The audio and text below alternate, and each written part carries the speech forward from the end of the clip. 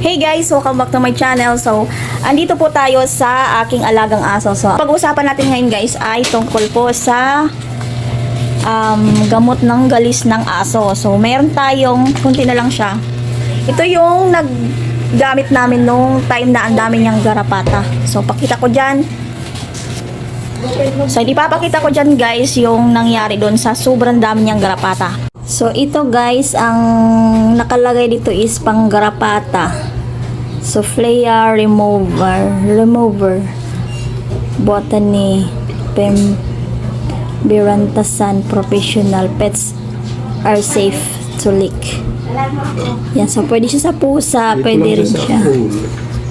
So, ayan guys, ini-sprayhan namin siya kasi napakadami niyang garapata.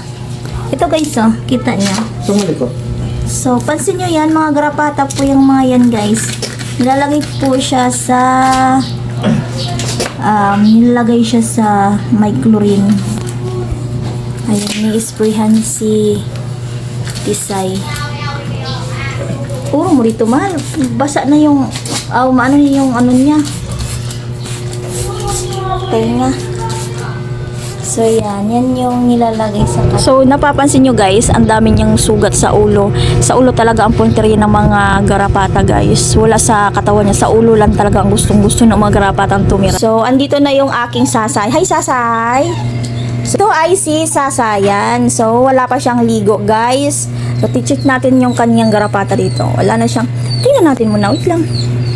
Dito, oh. Wala na siyang garapata. So, ang daming garapata niya dito sa may ulo niya. Wala siyang pulgas. Garapata lang talaga. Oo. So, effective yung aking ginamot sa kanya. Nabili ko lang siya sa Lazada, guys. Wala na, oh. Wala lang talaga siyang ligo. Hindi pa napaliguan. Diba? Good girl itong Sasay ko. Good girl! Hi, Sasay! Good girl! Yan. So, ito yung aking ginamit sa kanya. So, nabili ko siya sa Lazada, guys. Formula Botany Berantasan Professional Pets are safe to lick. Yan. So, pwede siya sa pusa, pwede rin siya sa aso. So, 600 ml. So, ang laki na niya, guys. Ano siya? Isang dangkal ko. Isang dangkal ko. Ayan. Say, may garapata ka pa ba? So, actually, guys, effective talaga siya. Nawala na yung mga garapata niya. Ini-spray lang siya. Yan, oh. Ito, sira na. Wala nang mailabas. Ubos na. Guys, ubos na siya, guys. Natin. Wala nang ilabas, kunti na lang siya. Siguro dito na lang siya, oh. Ngayon, oh, kita nyo naman, oh, level niya.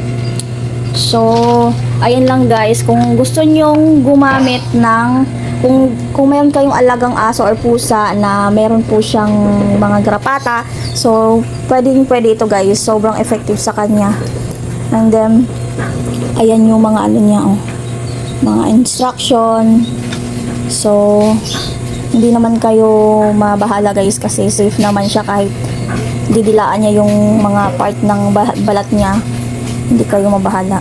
So, sa mga gustong bumili nito, ililagay ko po sa baba yung link po sa Lazada sa nabilhan kong legit. Yan guys. Super effective siya kasi namatay talaga yung pag inisprayhan kasi siya guys. Lumilipat sila hanggang nahihilo, nalalaglag na lang siya. So, ayan guys, nakikita niyo naman sobrang dami niyang garapata nung time na yon. So, 2 weeks lang siya or 1 week. Ayan, pansin niyo na po yung resulta niya. So, ayan lang guys. Ito, effective. So, ayan guys, i-share ko po sa inyo itong aso ko na to. So, makikita niyo naman, may aso ko dyan, si Papi. Actually guys, nagkaroon ng parvo virus si Papi. Tumae po siya ng dugo. So, 2 days po siyang tumae ng dugo. So, naagapan ko naman siya. So, ito yung unang araw na tumae ng dugo si Papi. Grabe, sobrang red na red talaga yung poops niya. At kinabukasan, ganun pa rin yung lumabas sa poops niya. At doon ko na nalaman na meron pala siyang parvovirus. According to may kapitbahay, ang parvovirus ay isa siyang sakit ng aso, tumatay ng dugo at sumusuka din ng dugo. Ganyan daw kasi yung na-experience nila sa kanilang alagang aso. So, bihira lang daw talagang nabubuhay ang mga alagang aso pagka ganyan yung sakit nila. According to my Google research, kailangan daw painumin ng pulang asukal, ikanaw siya sa tubig. So, wala tayong pulang asukal, so ang ginamit ko ay wash sugar. So, nilapit ko na nga sa kanya yung tubig niya.